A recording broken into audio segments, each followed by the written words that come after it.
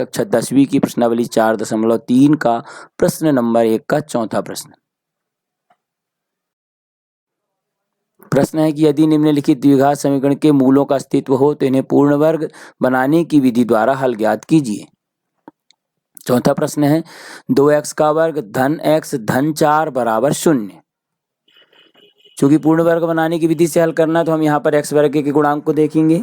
x वर्ग का गुणांक यहाँ पर है 2, तो हम पूरे समीकरण में 2 का भाग दे देंगे, यानी हम लिखेंगे समीकरण के दोनों पक्षों में 2 का भाग देने पर तो ये जाएगा 2/2x का वर्ग धन 1/2x धन 4/2 बराबर 0/2।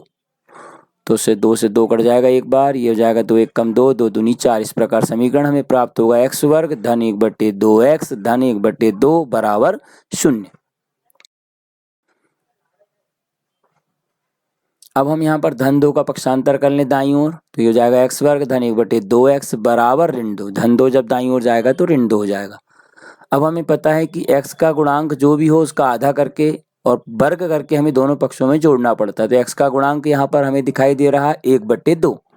तो आइए हम जोड़ें कि समीकरण के दोनों पक्षों में 1/2 गुणित 1/2 और उसका वर्ग जोड़ने पर, यानी 1/2 का आधा है ये 1/2 ये वाला है और उसका आधा है 1/2, उसका वर्ग जोड़ने पर दोनों पक्षों में। तो x वर्ग धन 1/2x धन 1/2 गुणित 1/2 और उसका पूर्ण वर्ग बराबर दाईं ओर जाएगा ऋण 2 धन वही स्थिति 1/2 गुणित 1/2 का पूर्ण वर्ग। हल करें इसे अब हम, तो x वर्ग धन 1/2x धन 1 का गुणा 1 में करेंगे 1 और 2 का गुणा 2 में करेंगे तो 4। इस प्रकार 1/4 का वर्ग बराबर वही दाईं ओर भी आएगा, यानी ऋण 2 धन 1/4 का वर्ग।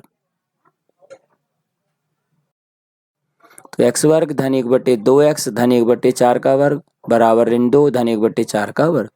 अब हम यहाँ देख रहे हैं बाईं ओर धन ही धन है, इस धन है दो पूरी उसमें सभी संख्याओं के सामने, यानी यहाँ धन वाली सर्वसमीका लगेगी कि a का वर्ग धन 2ab धन b का वर्ग बराबर होता है a धन b का वर्ग। a के स्थान पर हमें दिखाई दे रहा है x और b के स्थान पर दिखाई दे रहा है 1/4। हो जाएगा x धन 1/4 का वर्ग पूर्ण वर्ग बराबर ऋण 2 धन 1 का वर्ग 1 और 4 का वर्ग 16। इस प्रकार ये जाएगा x धन 1/4 का वर्ग बराबर 16 वर्गमूल आएगा यहाँ पर, तो 16 का गुणा ऋण में हो जाएगा। 16 में 16 का 1 का भाग देंगे तो 16 बार जाएगा और 16 का गुणा ऋण 2 में करेंगे तो ऋण 32 आएगा। 16 दूनी 32 धन 16 में 16 का भाग देंगे तो 1 आएगा, 1 का गुणा 1 में करें तो 1 ही आएगा। इस प्रकार ऊपर आ जाएगा ऋण 32 धन 1 और नीचे आ जाएगा 16 यानी बट्टे 16। तो x धन 1/4 का वर्ग बराबर आ जाएगा ऋण 31/16।